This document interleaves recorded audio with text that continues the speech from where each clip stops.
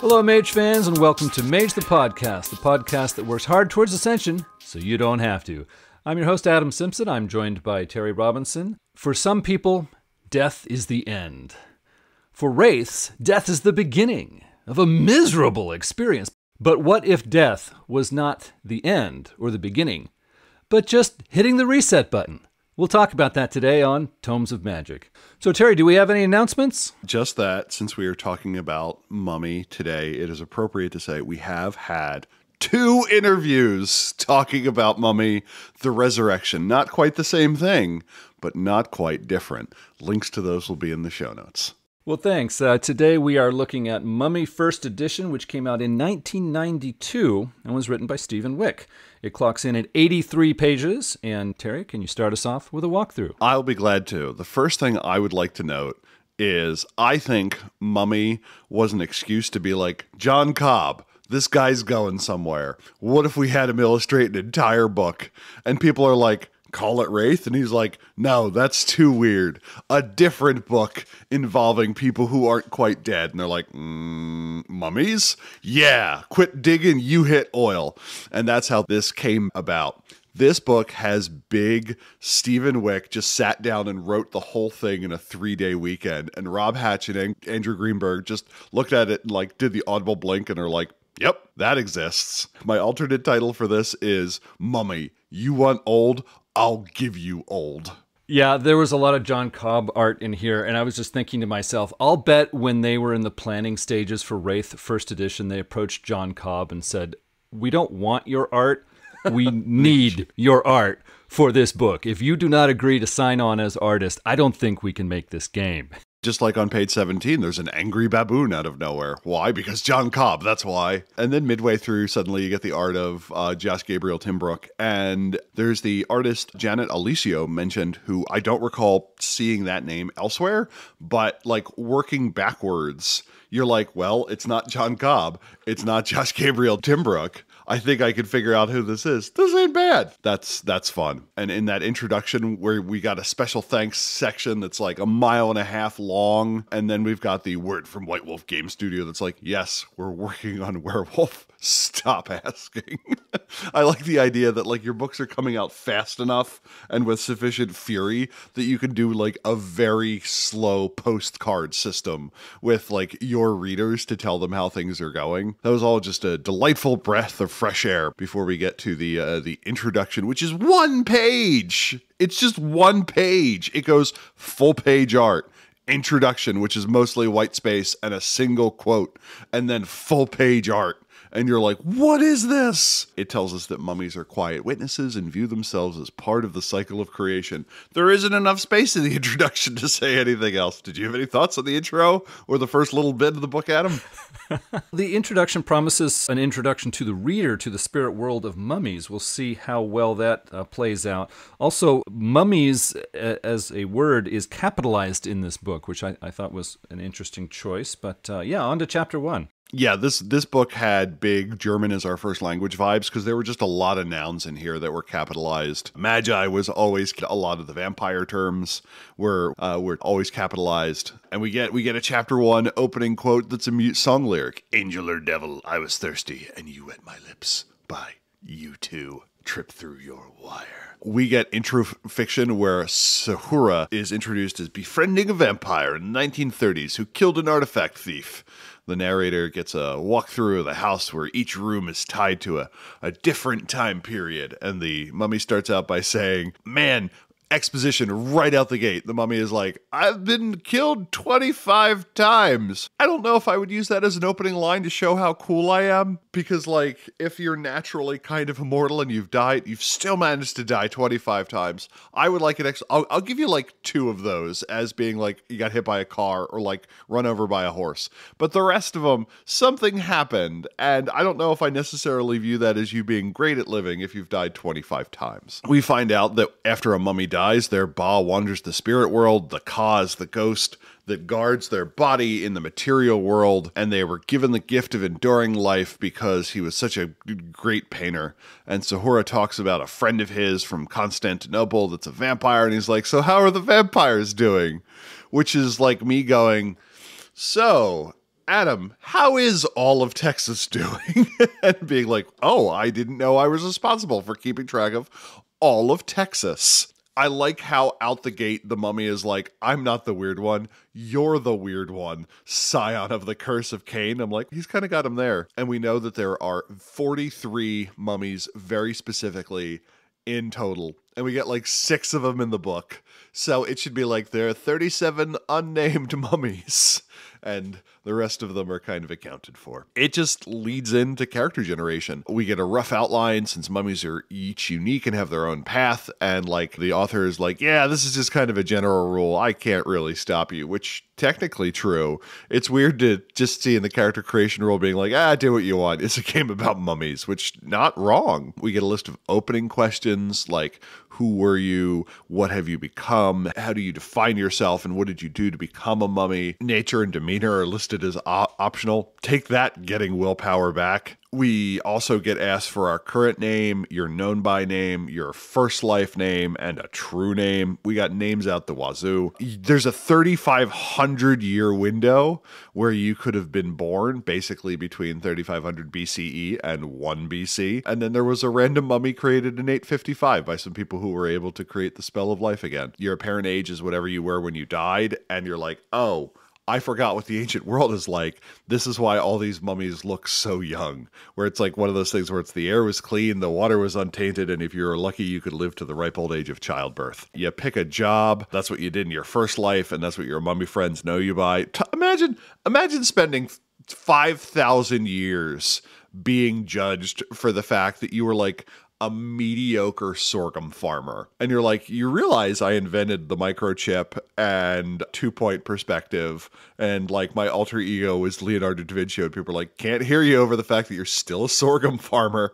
So talk about not being able to outlive your origin. The job that you had kind of gives you a whole bunch of stats. It also informs how other mummies think about you, because society was highly stratified. It determines how much magic juice you start with. We then get a well-written description of the attributes. One of my favorite is the one for intelligence. And intelligence isn't so much described as smarts, but memory. And it says, stop reading for a minute and try to think of your teacher and all your friends from 3rd grade. Any luck? How's your memory? Now imagine that you've been alive for a long time and 3rd grade was 3,000 years ago.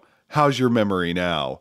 So it's kind of like this apologetics for mummies, being like, they're allowed to forget stuff. I like that your ba, kind of your starting life essence, is just a D10 roll and randomness.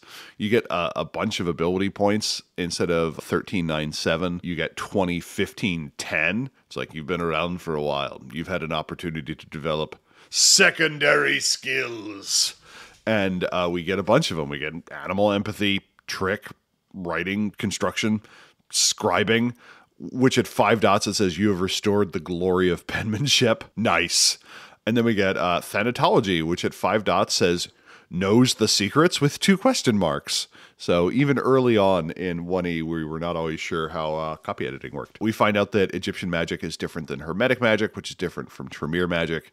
We get a crash course in the types of magic. We get alchemy, which is true knowledge of manufacturing potions and ointments.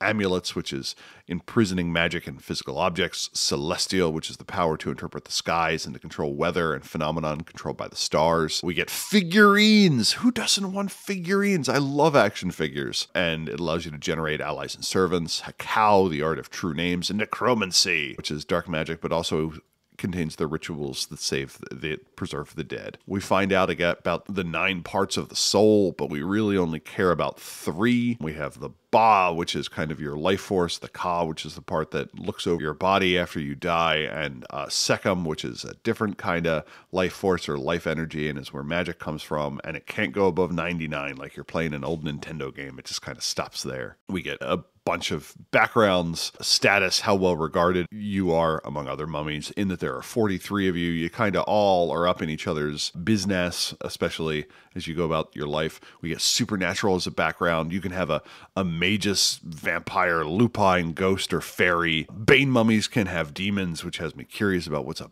Bane mummy. And it's like, oh, you know the guy. Also, you have a way of maintaining contact. So I love the fact that we have supernatural pen pal listed as something that you can spend character creation points on. And then the part that really blew my mind, virtues. So in vampire, you apparently have conscious self-control and courage. I play Mage. Mages have no virtues, which I think is the most appropriate choice in the World of Darkness. I don't need morals. I have magic. Yup, you do. But in addition to that, mummies can have honor, love, and truth.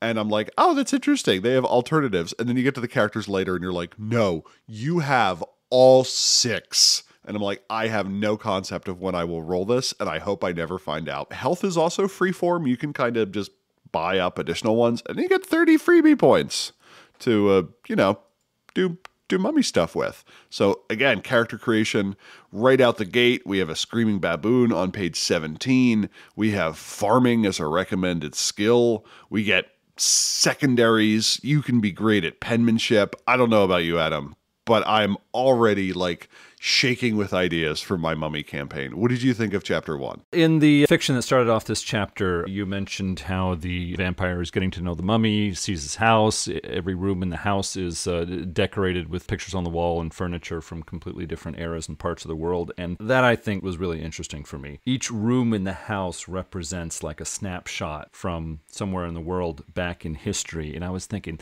that would probably be a great place for the mummy to go and sit down and like remember things from one particular life in the past. Plus, that is one hell of a conversation piece.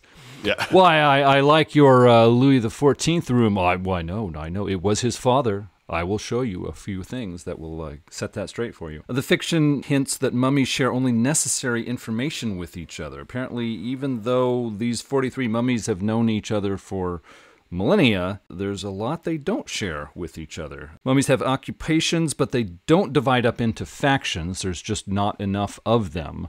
Which, for me, as a Mage fan, that's always interesting because how large a group is going to support how many subgroups can be inside of it. In Revised Edition, there were a whole lot of different subgroups, and so that hints that, well, there must be a lot of mages. So if you have 43 mummies worldwide, the stratification of their society before they became mummies has an effect on their relationships, but it does not push them into different groups. They are one group of mummies. Some of them are less sociable than others, but still, I thought that was very interesting. Why do we get a section explaining what the 9 attributes are? This book says, hey, use another World of Darkness rulebook to inform this. We're not going to give you all the natures and demeanors. Thank you.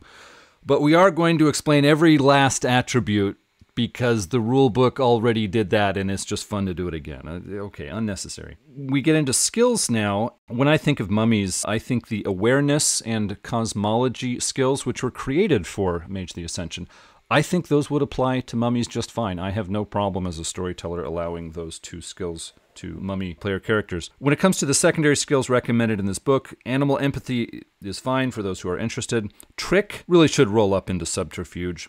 Writing should roll into expression. Construction, well, that depends on your game. If the players are going to be building more than one thing, okay, maybe that's worth talking about. Otherwise, it's just not necessary. Scribing should roll up into expression. Now, thanatology, that works.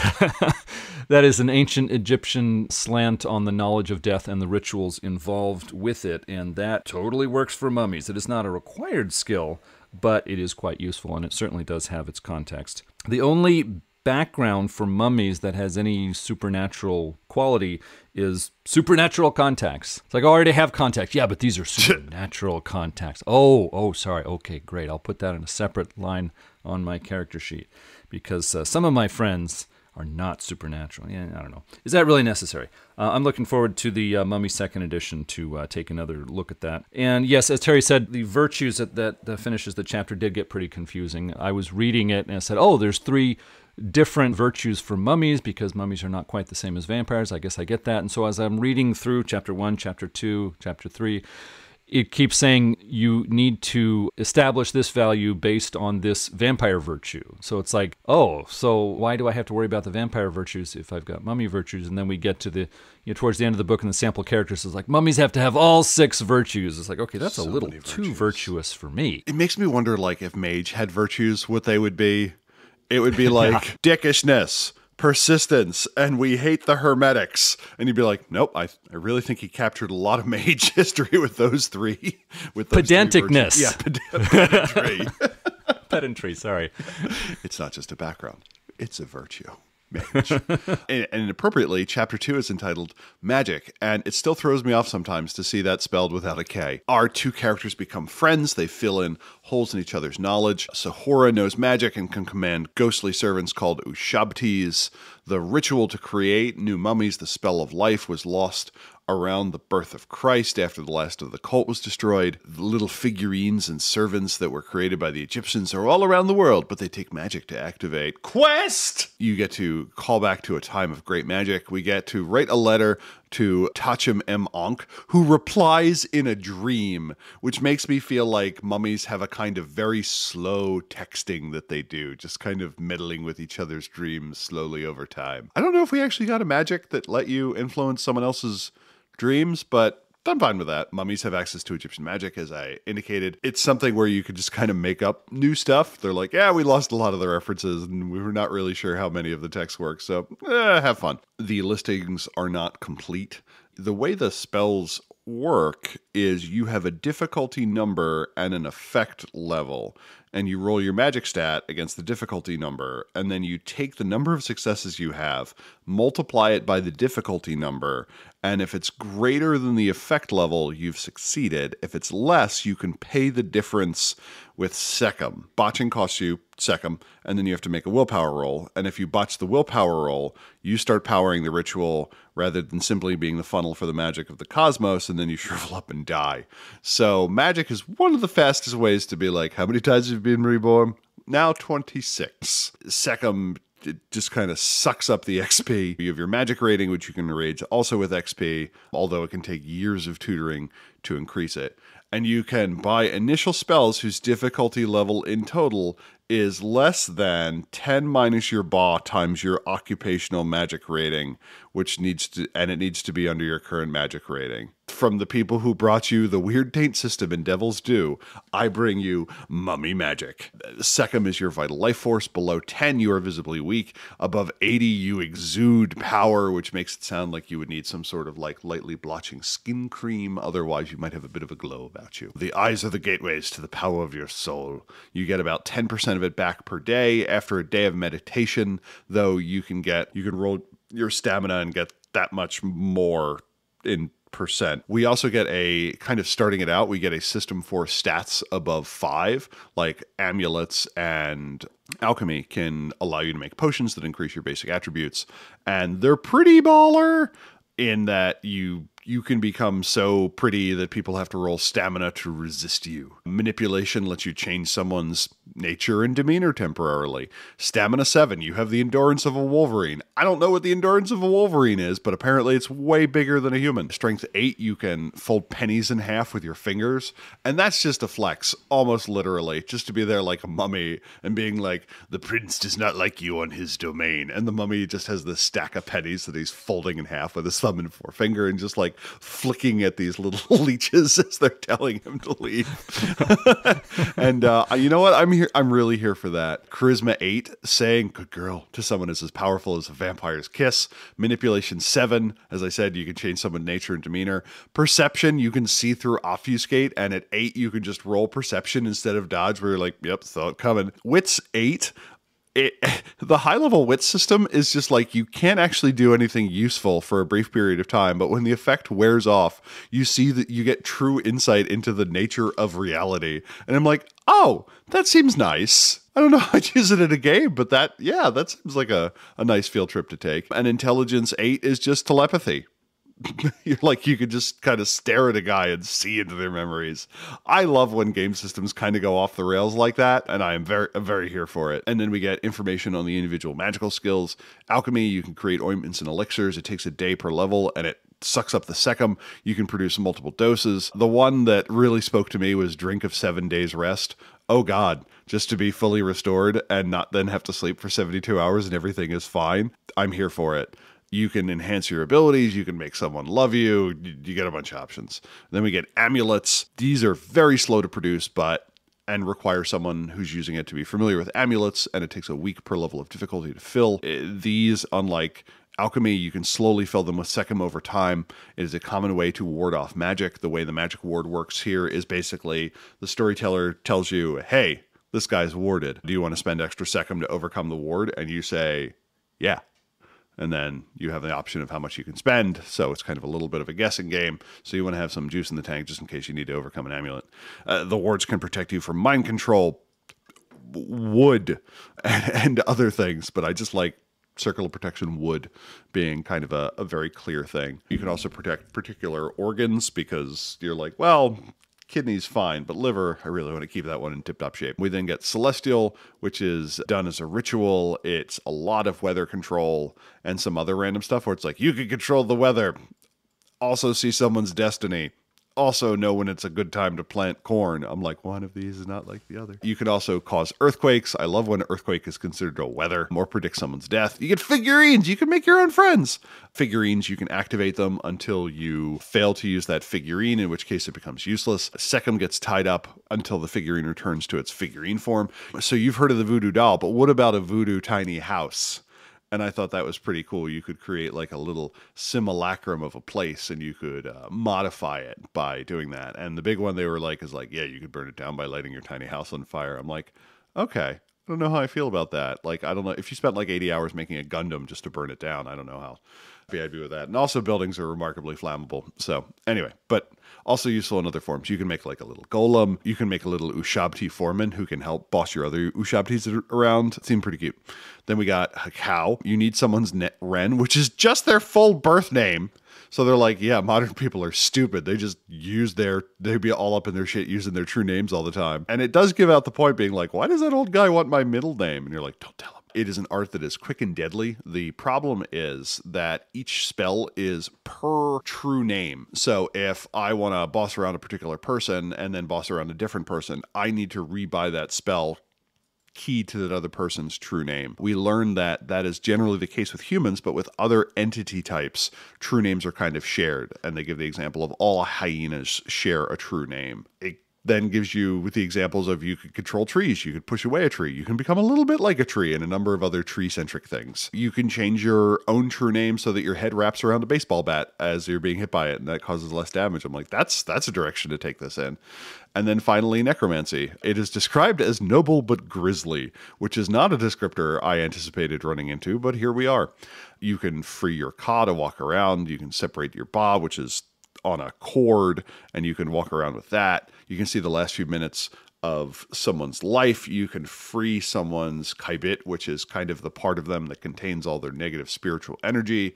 It gives no systems use for this, but it's like, yeah, it really makes it easier to go into the afterlife. So I just like the idea that if everyone had access to Necromancy 4 and this kaibit ability, then Wraith as a game line wouldn't exist because it's like everyone's at peace. We also find out later that the spell of life is considered Necromancy 6, and it's like the spell is lost, but Horus is literally in Switzerland and has Necromancy 6. I'm just saying. And that brings us to the end of Chapter 2, Magick. What did you think? I agree with you that 2 botches while casting a spell kills your character. Yeah, I would house rule that. I'm interested to see how second edition is going to handle that. It's like, hey, you made a bad roll. Oh, 2 bad rolls. You're out of the game. What? Wait, what? We can roll up a new character. Yeah, you know how long that takes? Yeah, you better get started. Yeah. So that was a bit excessive for me. It was interesting for me to read that several times this book linked Hermetic and Egyptian magic. It's not more, I mean, page 33 has it, but it's not the only place in this book where they mention that. And of course, at this time, Werewolf was about to come out. Mage was probably not in the writing phase. It was probably in the idea phase. And I think they already knew that they were going to take the Order of Hermes from Ars Magica and pull it into their World of Darkness Mage game.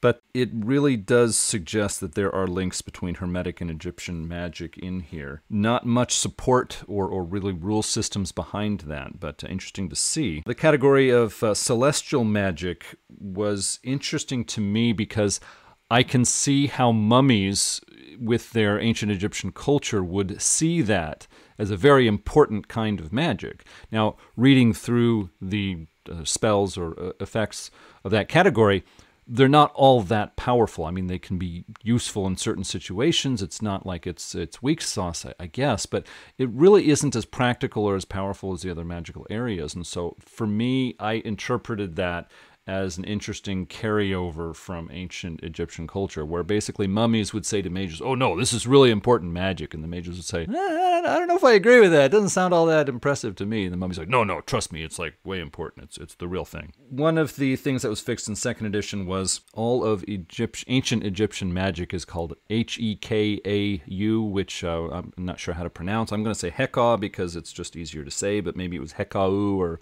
I couldn't really tell you. And then within all of the categories of Heka, there is one category called Heka. It's like, okay. Heka, from the ancient Egyptian, at least one Egyptologist in the early 20th century translated that as words of power. If you say the words of power, something powerful happens. Second edition changed the Heka category to Ren Heka, which is basically name words of power, which I think was kind of a good change. But in this first book, the Heka category is the cool stuff. That's the kind of magic that mages would be more ready to accept as a useful and powerful magic. Basically, you say the true name of something, and you can affect that something. There's one true name for sand, and you say that word and you can start flinging sand at people or using it to do interesting things. And so I like that this category is here. I think that most players of mummy characters are going to latch on to this category, and I don't blame them. I just wish it was bigger. There aren't many effects in this category in this book. The second edition book adds some, but I think that was a category that really needed more attention. My last observation is, after reading this far in the book, I was thinking that when mummies are in the Umbra with mages, which I think could happen, I think that mummies are going to have to make some rolls or make some precautions to sort of keep their different components together in one place, because unlike mages and werewolves, mummies are a little more, I guess you could say, fragile, because they are basically built to split into pieces and reform later when proper pieces are energized. The drawback of that is they can be pushed into separating into pieces, which would probably cause them to end this life cycle and begin a new death cycle. And so I thought it would be interesting to see what kind of precautions or roles would a mummy need to make if they're traveling through the High Umbra with some mages, and they're going to be less stable than those mages would be. That wraps up Chapter 2. I'd like to take a look at the next chapter. I do like the idea that a mixed group is preparing to go into the Umbra, and you see the werewolf who's shining up their mirror to step sideways. You've got the etherite that is trying to get their void ephemeralization machine up and running, and then you've got the mummy, and they're just wearing like a spandex unitard. That way all their parts stay together when they step sideways. There you go. Yep. And I got the amulet of keep it together. Oh, yep. Well, then you're fine. That would be great, like if it were a phoneticization of that, like keep it together or something like that. Yeah. And people say crossover games destroy the themes of the World of Darkness. Chapter 3 is entitled The Cycle, and we find out, or at least it purports to tell us, find out what the travel in the spirit world is. And I will summarize the text as, is it like this? No. What about this? No, not that either. What about, I'm just not doing a great job with that. I feels you, buddy. It kind of compared looking at the other worlds to a spectrum, where at the high end you get the heavenly view of things, and maybe at the low end you get a hellish or Hadean view of things, and in between you've got the regular stuff. And I'm like, oh, okay, that's an interesting way of putting it. And this is, I wonder, where the idea of people getting the afterlife they think they deserve comes from, which I never really liked, because it indicated that if you're neurotic, you're kind of screwed, and if you're a sociopath, you get off scot-free. And I don't know how I feel about that. If you drink the blood of a mummy, you can astrally project. That's good to know. We are told to avoid Easter Island and Stonehenge. I like the idea that that is merely travel advice and they're just tourist traps or something like that. It has nothing to do with how the other worlds look. And it kind of puts it through the lens of there's a difference between the immortality that fairies and vampires have and what mummies have. Mummies have lost the ability to die, as opposed to fairies and vampires that have gained the ability to live forever. And it tells us about the difference between true death and physical death. Physical death is what happens when you're embraced. True death is what happens when you're burned to ash or hit through the chest with a 2x4. I really like that they specifically made that 2x4 mention in here. Like, screw stake through the heart. We're talking about a 2x4 and a lumber cannon. As Adam mentioned, their parts aren't quite as held together as much, and mummies have a looser tie between the soul and body. If you reach incapacitated, as opposed to like fulling on dying, your spirit may wander away and be like, he's toast. Better luck next time.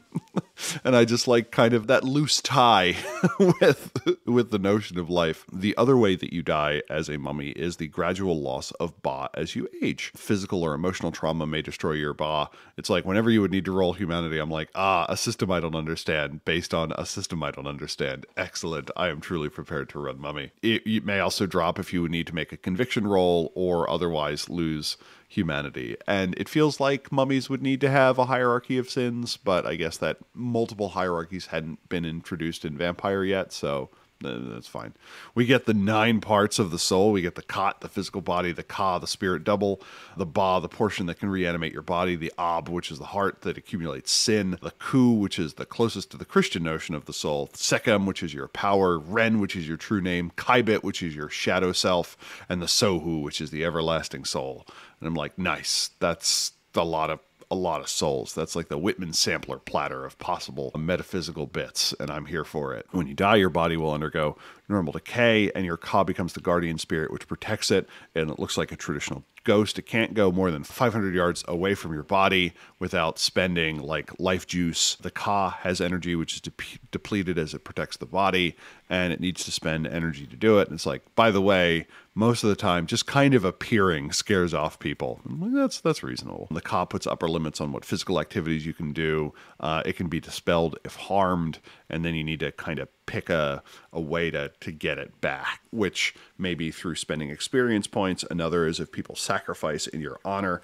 A botched sacrifice can confuse the spirit. I like how punitive the botch systems are. It's like, oh, well, you want nice things? Well, you don't get nice things. This is the world of darkness. The Ba, on the other hand, can travel widely and is not tied to the body, but it must recharge. And it does this by doing spirit quests such as loving an ugly person, protecting a boat, guiding another lost soul, or doing Gaia a solid. I just picture Steven being like, and then just writing a few things down. I'm like, oh, that's fine. You can store up your Ba, which helps to rebuild your body and to repair excess damage. You may forget skills between lives. This book really makes it clear that stamina and intelligence are like the power stats in this game, where it's like, if you die and come back, you can't have anything above your intelligence. Well, I guess I probably want my intelligence to be higher.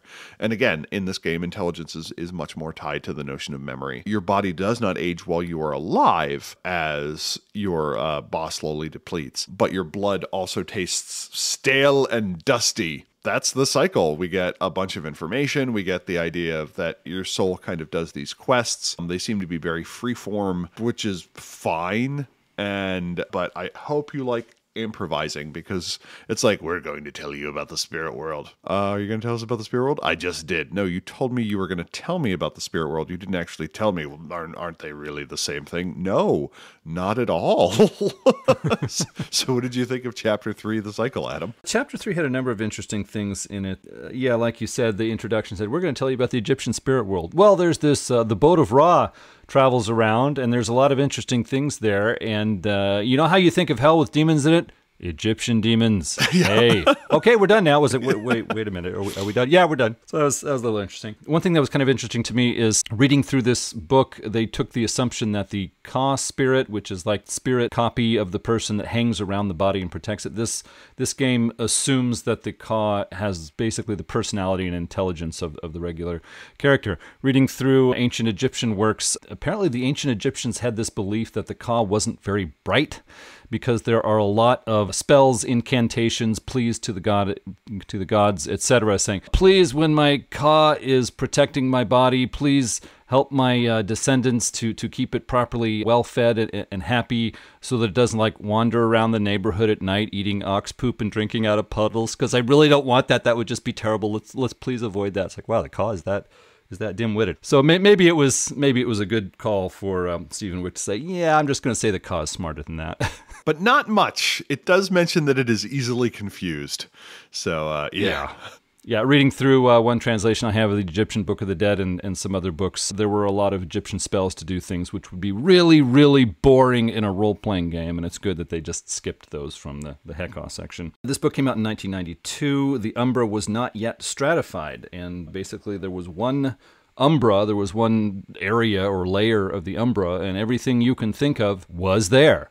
The dead were there, the ideas were there, the dreams were there, the spirits of the land were there. It was all there somewhere, just a matter of wandering through the mists far enough without stubbing your toe. This book had one idea that I thought was great, and that is when you are in the spirit world, when you encounter a greater spirit, if you walk right up to it and try to walk through it, then you will enter its umbral realm, basically, the umbral realm that is associated with this spirit or is under the authority of this spirit. And that is something I don't recall seeing in any other World of Darkness book. A very interesting idea, but apparently they thought better of it and decided to go with the ideas established in Werewolf, which is fine, but I still think it's kind of interesting to encounter a representation of Aphrodite in the High Umbra, and then you just walk right into it, and then you walk into the realm of beauty and appearance and romantic love or something like that. I mean, you could take this in some interesting directions if you wanted to work with that idea. Another older World of Darkness concept that showed up in this book is the jihad, and they spell it Jyhad with a capital J, and this was an idea that started with Vampire the Masquerade. There's this large-scale struggle, a conflict between powerful old supernatural beings. And in Vampire, it was basically the elders of the vampires had this centuries-long struggle. The younger vampires heard hints of it, but they didn't really know what was going on. This book tries to expand that, and it says it's not just the elder vampires in this great millennia-spanning struggle. It's also Horus and some of the mummies, and there are other things too. We'll talk about them in later World of Darkness books. Now, this idea, of course, can be something worth talking about. The word jihad comes from the Islamic religion, where it has its own long-standing meaning. But I can understand where the World of Darkness writers were coming from, because I think it was the late 60s when the Dune science fiction novel by Frank Herbert made a lot of waves, got a lot of fans, and Frank Herbert took the word jihad in his science fiction novels. It was the Butlerian jihad, and English-speaking science fiction fantasy fans thought, oh, okay, jihad, we can use that word that way. Nowadays, we spell jihad with J-I instead of J-Y, and we recognize it as a term belonging to the Islamic faith, and we want to be more respectful of that, so we're not using that word so often. And that kind of fits with the development of the World of Darkness, because in this book, Mummy First Edition, it states, the werewolves are involved in the jihad also. And then Werewolf the Apocalypse came out, we read through it, and no, they don't think that. The were creatures are aware that elder vampires have some scuffle that they just can't pull themselves out of, but they really don't care about it. And Mage took the same direction. Mages have their own larger conflict that has nothing to do with elder vampires or mummies or any other supernatural group, and they keep to their own affairs. And so this capital J jihad of the World of Darkness sort of faded out. I guess that kind of works. We do want to be respectful of other cultures, so I'm not going to complain about that, but just interesting to see the development of these concepts over time. We are given interesting things for mummies to do when they are in their death cycle, but I just wanted to say that, okay, it's good for them to have things to do when they're in their death cycle because they can enter it more easily than other sorts of player characters, but when a mummy goes into its death cycle, it's still basically taken out of play. I mean, there can be some communication with the other players in a player group, but making it an active participant in the continuing story, it's too hard to justify. The fact that mummies have a lot of interesting things to do during their death cycle, this is something that's probably going to come into play if you have an all-mummy player group. If you're mixing mummies in with others, then it's just not really going to factor into your game. That's it for Chapter 3. Chapter 4 is about storytelling. The continuing in-character fiction describes the mummy Sahura continuing the education of his vampire friend. It is time to hear the origin story of mummies, and that is the story of Osiris and Set. They visit the oldest mummy, who still lives in Egypt because he was there when it happened. In the distant past, Osiris became the chieftain near what is today Cairo. His younger brother Set failed to seize control of the government and was banished from Egypt. A strange visitor from distant lands advised Osiris for a few months. When he left, Osiris was a vampire. Osiris's wife Isis was strong in magic, and we can take this as a hint that she was a mage. While Osiris is on a military campaign, Set returns to Egypt as a vampire. He turns court advisors against Osiris, who is tricked into getting inside a golden sarcophagus, which is then sealed shut. Set takes over, and Osiris's prison is either dumped in the Nile or guarded by Set's allies. Isis and Osiris's two sons, Anubis and Horus, flee to safety. Isis recovers Osiris, but before she can revive him, Set arrives. Osiris's body is torn in pieces and scattered about Egypt. Isis and Horus become prisoners of Set, who persecutes them severely. Set takes Horus's ba, basically his soul, and forces it into an eye, which Set removes from Horus's head. Isis escapes with Horus's unconscious body to hide in a farmer's home nearby. Isis and Anubis perfect the spell of life, the method of creating mummies, and perform it for Horus. They decide the only way to remove Set is to revive Osiris, even though they have little affection for the vampire he'd become. They gather Osiris's minions, and their magic restores Osiris's body. Just as he rises, Set appears again with his followers. Set and Osiris fight each other using their vampiric powers. Set is victorious, but Horus's Ka spirit appears. Horus attacks Set and destroys his own eye, freeing Horus's Ba spirit. This proves to be a disruption, and Horus vanishes. Set takes Horus's body along with Isis, as Osiris's remains are destroyed by fire. This story has lessons for us today. Whatever your problems may be, becoming an undead bloodsucker is not the answer. Also, if you become the ruler of a nation, watch out for your annoying brother. As for my thoughts, I really liked this retelling of the legend of Osiris and Set. I thought it was creative, interesting, and well connected to the World of Darkness setting. Next is further history, which is known in bits and pieces by other mummies. The text tells us mummies disagree about details, which is a hint to storytellers. They may change what they like. Some of this is known, no doubt with inaccuracies, by some elders in the Camarilla. Most Camarilla vampires don't even know mummies are real. Set ruled Egypt openly for a short time before hiding behind puppet rulers. He tried to pry the secrets of the spell of life from Isis, but was frustrated. Horus's Ka spirit plagued Set until he freed Isis along with Horus's body. Isis did not know when Horus would revive as a mummy and did not want immortality. She gathered people skilled in magic and created the cult of Isis. She taught the spell of life so they could assist Horus. Hundreds of years later, Horus returned and took charge of the cult of Isis. The cult attacked Set's servants and broke his hold on Egyptian politics. Horus and Set opposed each other for many years before Horus realized he needed more than mortal wizards to support him. He directed the cult to create more mummies to join the struggle. When Horus's next death cycle arrived, Set seized the opportunity to subtly manipulate the cult of Isis. He succeeded in getting them to choose candidates based on personal preference or superstitious grounds rather than merit. When Horus returned, he made the cult resume strict standards for choosing new mummies, but they overcompensated to the point of choosing only one person per century. Around 950 BC, Horus drove Set out of Egypt and destroyed those loyal to him. In foreign lands, Set created the vampire clan called the Followers of Set. Sometime near the beginning of the Common Era, Horus was in his death cycle. Set's followers killed the members of the cult of Isis, leaving one wizard who they forced to reveal the secret of their ritual. Set used his hard-won ritual on 5 men and 2 women, but it went wrong. Errors given by the last of Horus's wizards, together with Set's changes to bind the new mummies to his will, resulted in the Bane mummies. They were so twisted, both physically and mentally, that Set made no more. In the year 132, Horus resurrected and moved his base of operations to what is today Switzerland. It wasn't a land of banking or luxury in those days, but it did have a central location in the larger known world of that time, and its geography lended itself well to people who wanted to remain hidden. Lots of mountains and deep valleys.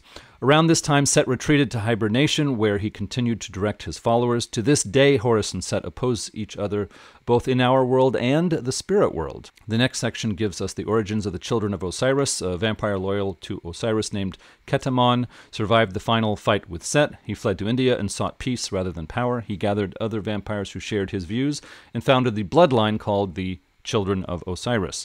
A bloodline is a smaller group of vampires with less influence than the vampire clans. Theme is the next section. The author gives us insight into the early days of World of Darkness games. One of the founders of White Wolf tells us the purpose of the World of Darkness games was to create and tell stories with a theme. The reason for this is themes enable us to experience stories at an emotional level. Emotionally impactful storytelling was the intent of the World of Darkness games. While I don't agree good role-playing must be emotionally impactful, I do appreciate this insight into the creator's intentions, and I believe this made the World of Darkness games an innovation in the RPG space. Let me read you a quote from this section.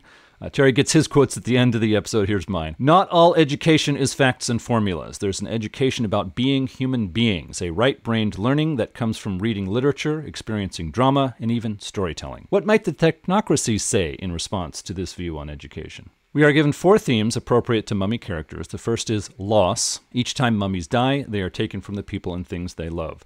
Second is the meaning of life. People who live for centuries will form a different view of the purpose of their lives. Third is revenge. Mummies are part of a global struggle. Do they retain a sense of purpose or pursue grudges?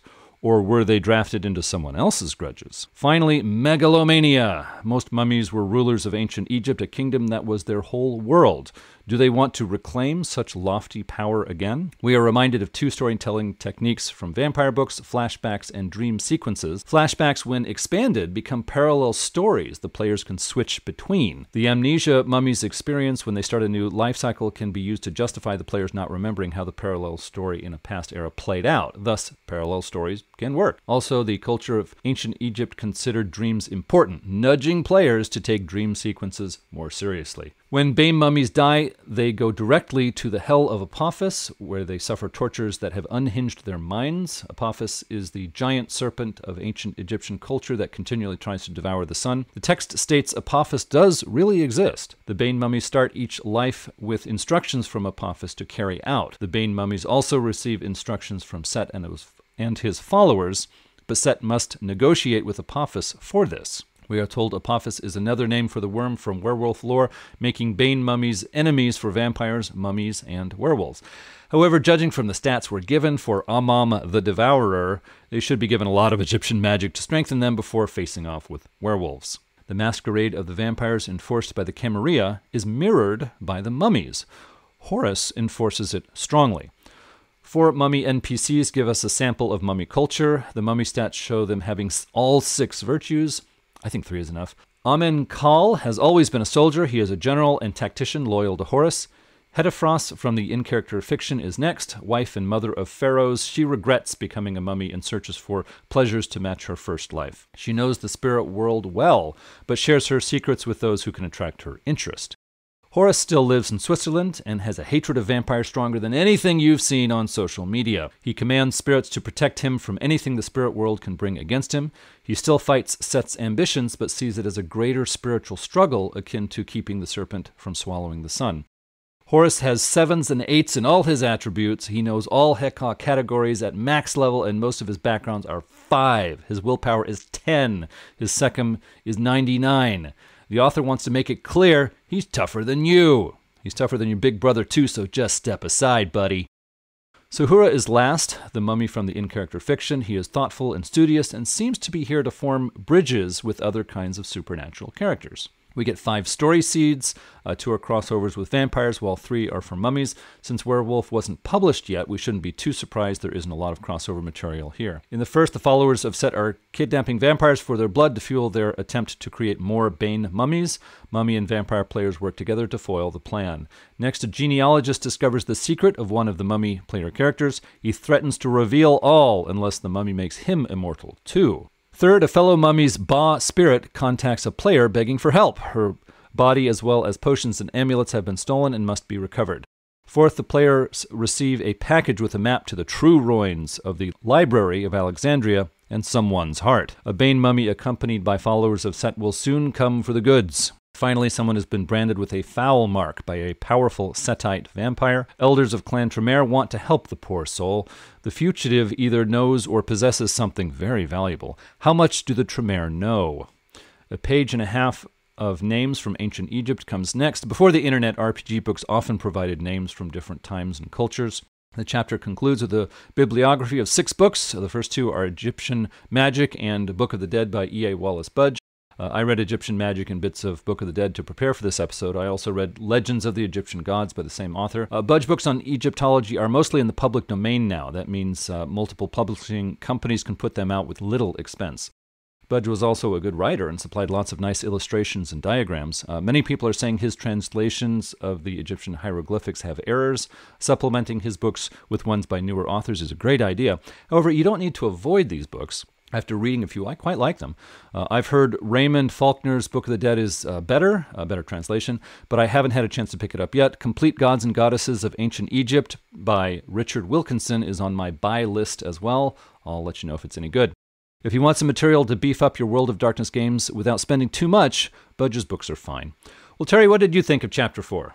I like that it opens up with a story of Set getting his dong cut off. That was real forward. And then we get a callback from the farmer who's like, it's actually kept everyone in my house very happy. And you're like, wait, are you? I'm not going to think through that. I like the introduction of Isis, the reinterpretation of Egyptian cosmogony, and so on. It is very vampire-centric, and it just kind of reminds me, there's a Saturday Night Live bit where it's Fisher Price's My First Well, and it is a child looking wistfully at a large plastic well, and another child goes, I don't like it, and the lead character goes, it's not for you, everything is for you.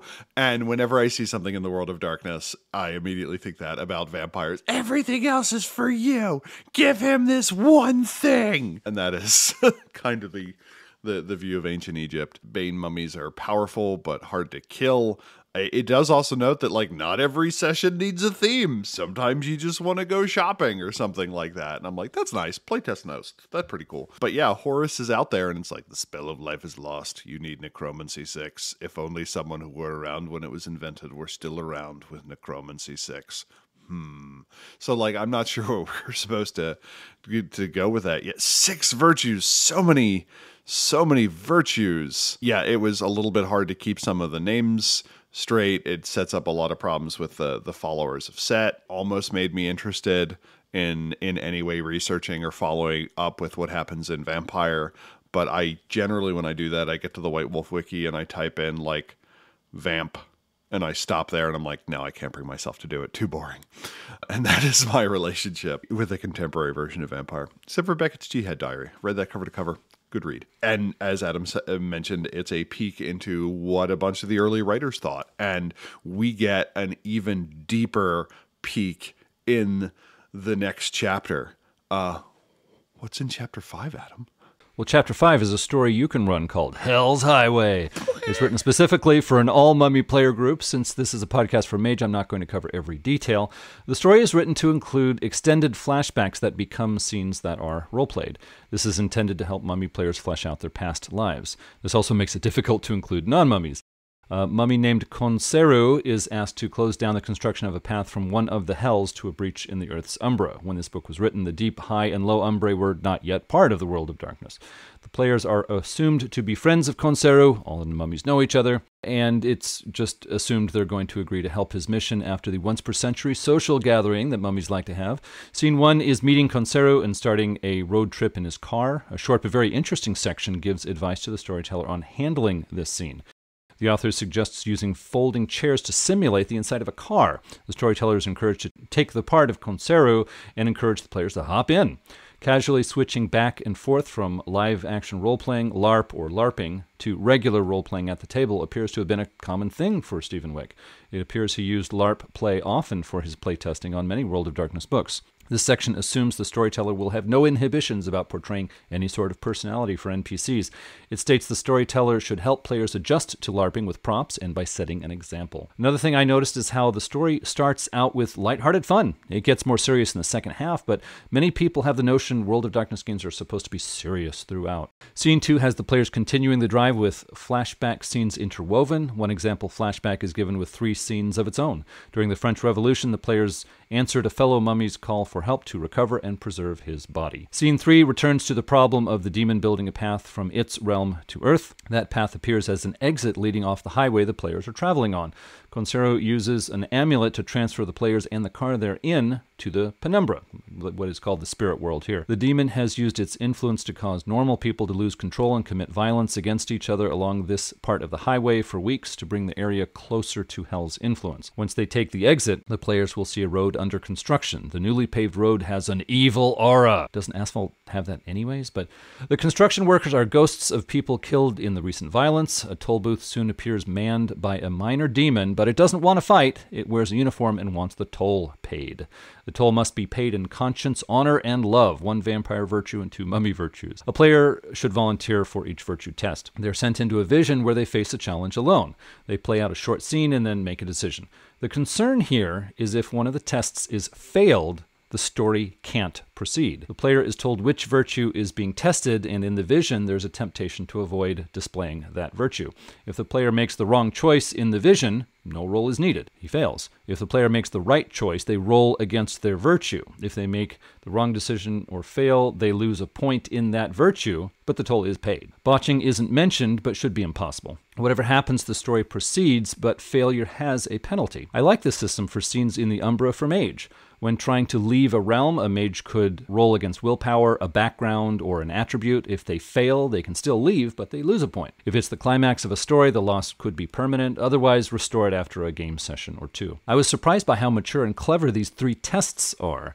Even though the player is told which virtue is being tested after playing through a scene, it's easy to forget and focus on being virtuous in general. If a player tries to help each NPC they encounter, they may fail. They have to keep track of what is being tested and not lose sight of the big picture. You may want to use these tests in your own stories. Scene 4 has the players encountering a road work crew supervised by minor demons. They can't drive around and should realize this is where the road's construction can be blocked. If they interfere with anything, the main demon soon arrives. He looks imposing, but if the players don't attack, he'll challenge them to a naming contest.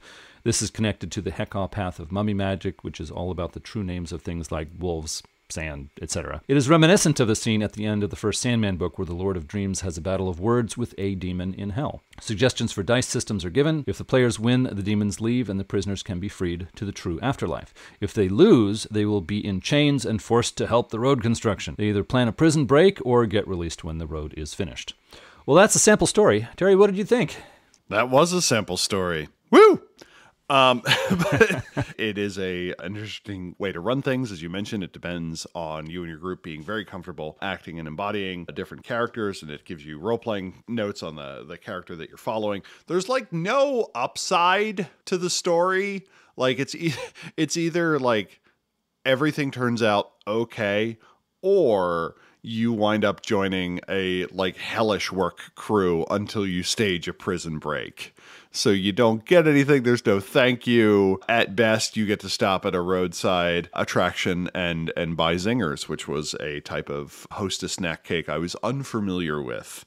And I find it interesting that that is the one that is listed as trademarked. All the other ones are just kind of genericized. It was weird coming from Mage to be like, no, these are the virtues. This is how you use it. This is the right answer. And I'm like, that's not how a youth anatoy would view that. So that kind of put my cards on the table there. And it made me realize I've never really spent much time on I-40 from the Carolinas to California. I've done I-10 and I-30 as well as I-80, but never I-40. So that went back on my life highway list. It's interesting the way spirits are presented. Like the only statistic we get about them is willpower, and it's like, I don't know what else you want.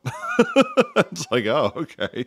And recommends that you pit someone's karba against the willpower of the demon. That's kind of how you resolve it. That was interesting. It goes into some grisly information about the killings of the people who are working the highway, and you're like, oh, this is the world of darkness. Sometimes mortals are just kind of boned out of nowhere. I'm trying to figure out how I would run this. Like, I almost feel like if I ran it, I would tell the group, so there's this batshit quest that's in the back of the 1E mummy book. Who wants to set up some folding chairs with me? And then kind of go from there. And if the answer is yes, we do it. If the answer is just the audible noise of every player at my table blinking like I've gone mad, that would also be an acceptable reply from my table, and we would continue to do the weird little games that I like to run that usually involve things getting more and more complicated until resolution occurs. So, yeah, that was chapter 5. Would you run this? Would you run this game, Adam? Would you run that quest? The Highway 666? This story, more or less as written, I would only run it for an all-mummy player group. If I had any player character in there that was not a mummy, then not this story.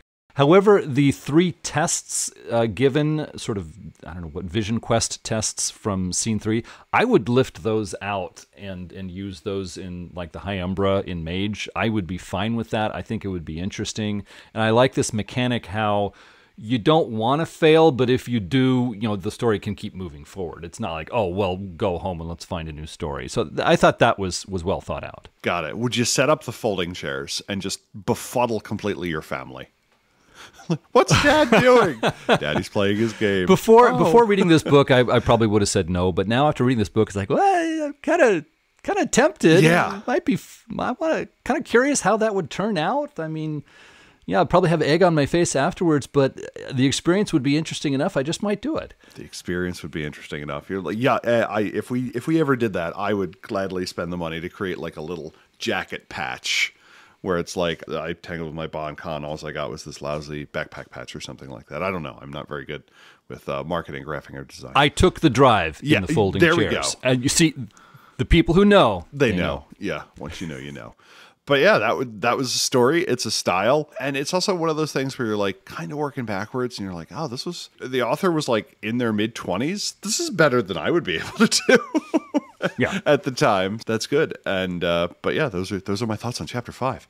Well, I'm ready to talk about the book as a whole. General thoughts. I've got a few things to share, but Terry, I'd like to hear yours. This was written by someone who it didn't feel like they had fully formed this into a role-playing game book.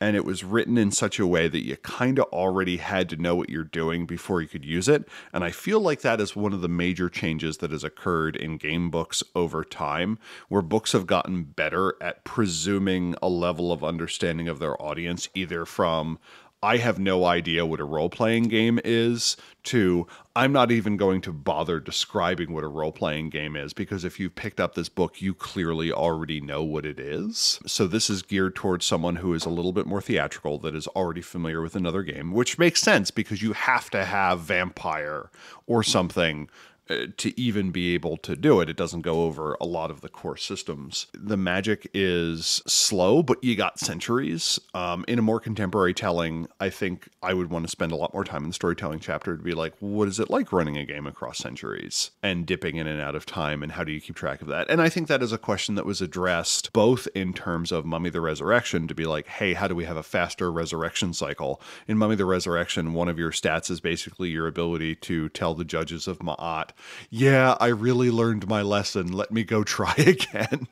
And then you have Mummy the Curse, which is much more about hopping around in time and kind of recovering your memory at the cost of power. And Mummy the Curse being one of the rare games where you start at your most powerful and your utterances are absolutely devastating, but you don't remember anything. And it is interesting what themes different groups try and take from Mummy. You get a lot of hints about what could come. Again, it's very vampire centric. The magic system is kind of interesting. It has a bunch of neat little moving parts to it. I'm not sure how it would work in an actual game, because it is weird to compare, like, how do we come up with the plot line where it is useful for me to do a minor weather adjustment, even though narratively that could be quite useful and important, especially in a game where you're like, yeah, your goal is to keep these crops going, like you're the mummy that protects this area. And it makes me wonder, like, kind of what the minimum viable version of Mage would be.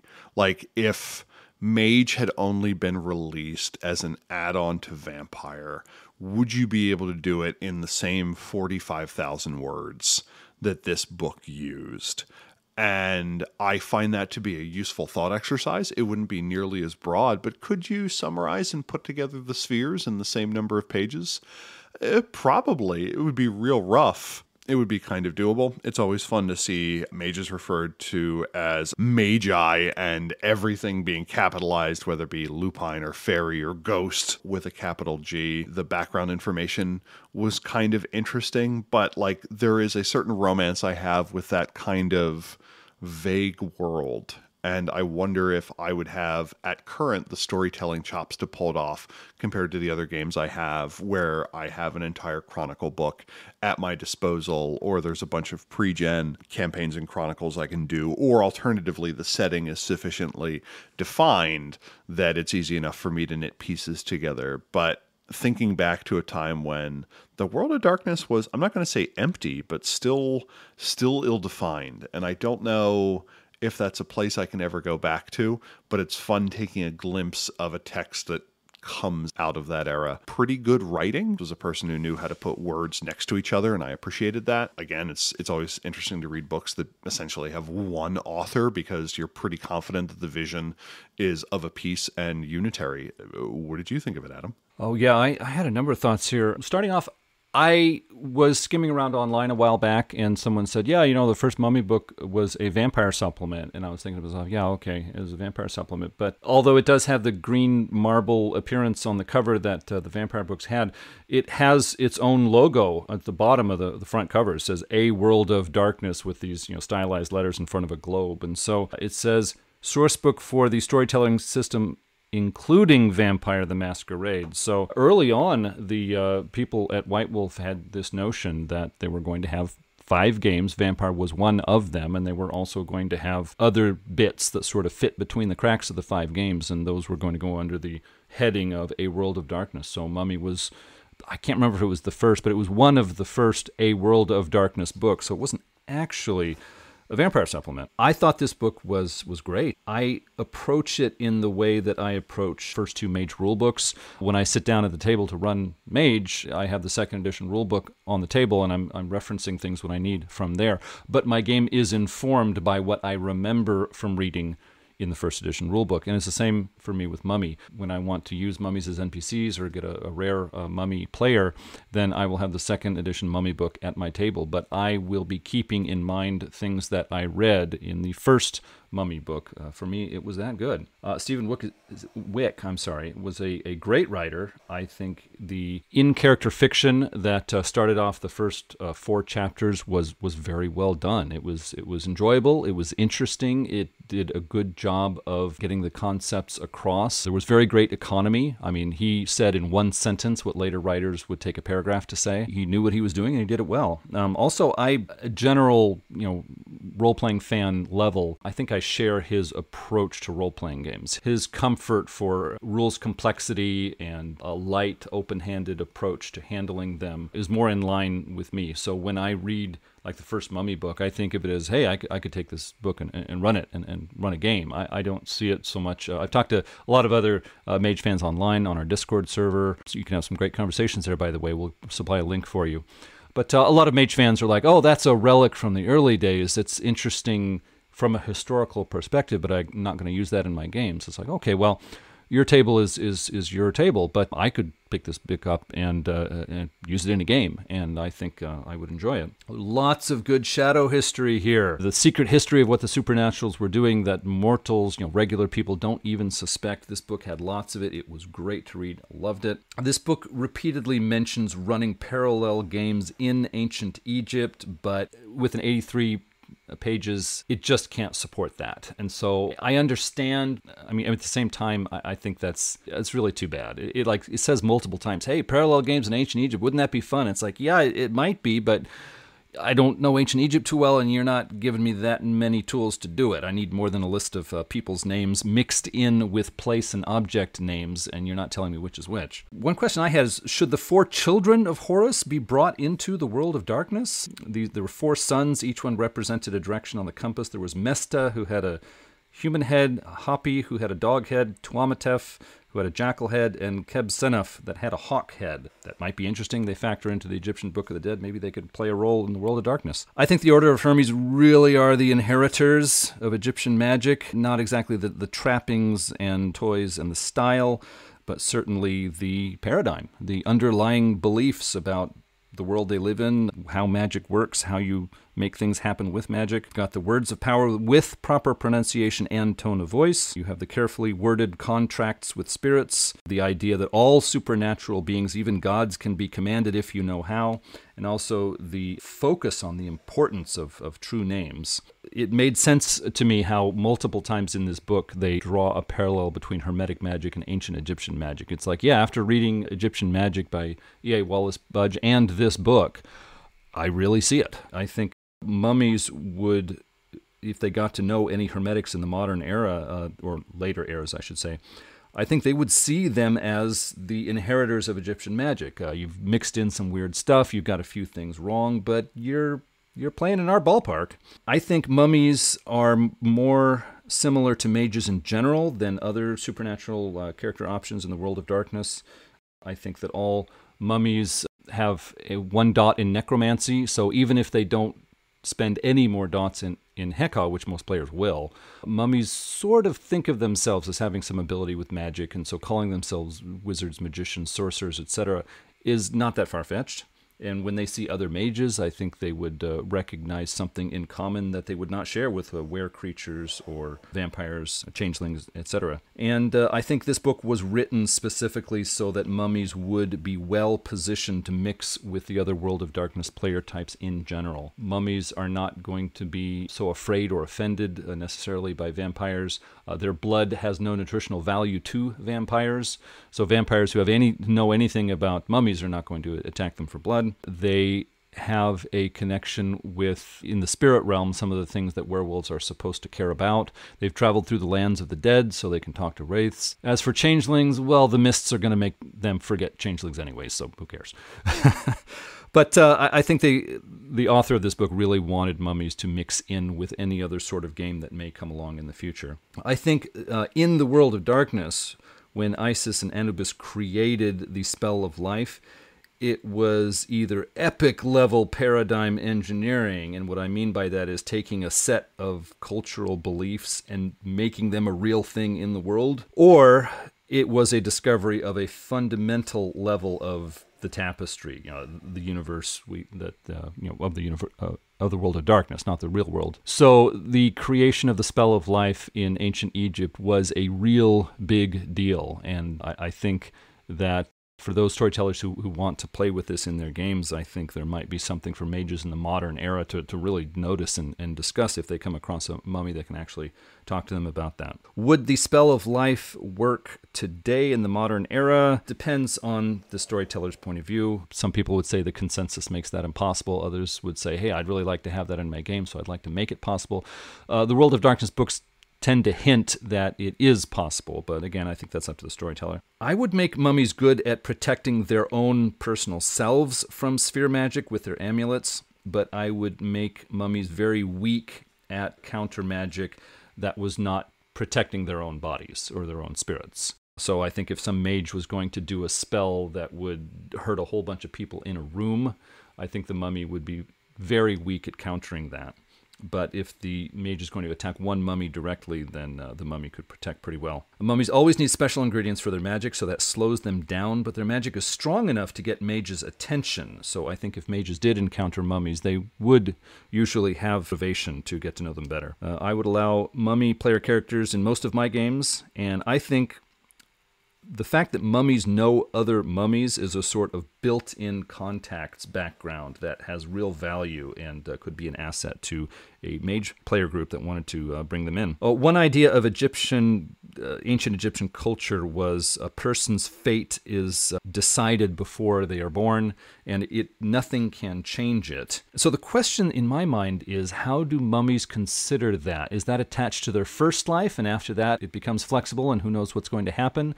Or do they think that their entire existence is decided by fate, in which case they would spend a lot of their time and attention trying to properly determine their fate, because that would tell them like everything for the centuries that are yet to come. So I think that's a good question for storytellers to ponder. I'm not going to give the answer for that. And last, I just want to touch on something. The original Euthanatos from the first edition rulebook, They had this notion that death and life was a recurring cycle with reincarnation, and a person who could get a mastery of that would have the true power over their own destiny and their own existence. And that was like a goal of the whole tradition before they got a rewrite later on. So I just have to wonder, if you had original Euthanatos in your games, would they be obsessed with tracking down mummies and getting to know them? Would the mummies like put out a notice to each other, hey, Euthanatos, these guys are like seriously scary. Don't mix with them. Don't make a friend with one of these guys. They want to steal our secrets and use them for like way weird stuff. So just stay away. Interesting thing to play with if you use original Euthanatos. But that wraps up my thoughts. Hopefully I didn't have too many for our listeners, but I really did enjoy this game. It really did get me thinking. I have some story ideas. Before I launch into it, Terry, was there a quote that just leaped off the page for you? I did. Well, one thing you mentioned was the Euthanatoi view of mummies, and we have the line in their 2e tradition book of, are mummies stuck on the wheel or do they ride it like experts? The Euthanatoi aren't sure. That's the 2e version of it, but that was a line that always stuck out I'd forgotten for me. that. Yeah. Yeah. There are two lines in here. One that makes me think mummy, one that makes me think World of Darkness. The mummy one is, once during our trek, I stopped to point out a shooting star blazing in the heavens above. Ra does battle with Apophis, so the sun may rise tomorrow, he explained. I thought it was a meteorite. It's that too, he said. And I thought that was a good mummy view of things. And then the World of Darkness intro, where you're like, is this the World of Darkness? Yes.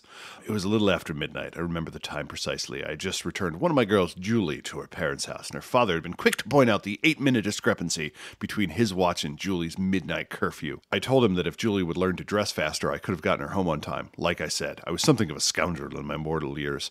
I ran away from the old man while he began a tantrum that must have ended in a coronary. And you're like, sexy vampires. Also, septic. And those are the ones that stuck out to me. Definitely. Yeah, I remember those now. Those were great ones.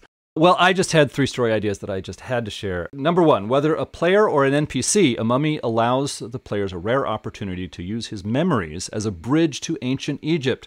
The mummy wants to regain memories of his past life, but the players can learn much about ancient magic. Using a talisman with the Mind 3 Time 2 effect, the players cast their minds back in time.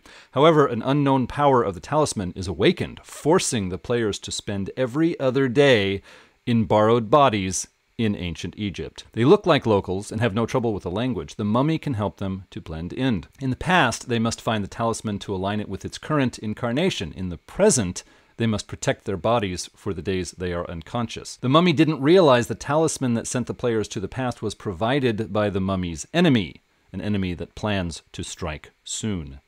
Number 2. The weight of centuries can trouble the mind. Mummies allow their fellows a lifetime of depression or reflection, but after that, they intervene. Sokaris is talented in magic, and he's needed in Horus's struggle. 2 mummies approach the characters with a letter of recommendation from a trusted mentor. The players are asked to take Sokaris to the Shining City in the High Umbra, something the mummies cannot do, in order to restore his sense of purpose. The Council of 9 wants updated directions to this realm. Gaining new allies and permission to copy ancient scrolls sweetens the deal. The players will have to find the Shining City based on directions centuries out of date, in an area full of dreams of cities and fortresses that are known to protect themselves. The fact that Sokaris only agreed to go because he was told he'd find the spirit of his wife from his last life doesn't make matters easier. Number 3. The players confront an intruder near a node in their city. She turns out to be a strong sorceress, but her magic baffles them. She begs for help protecting several nodes in the area.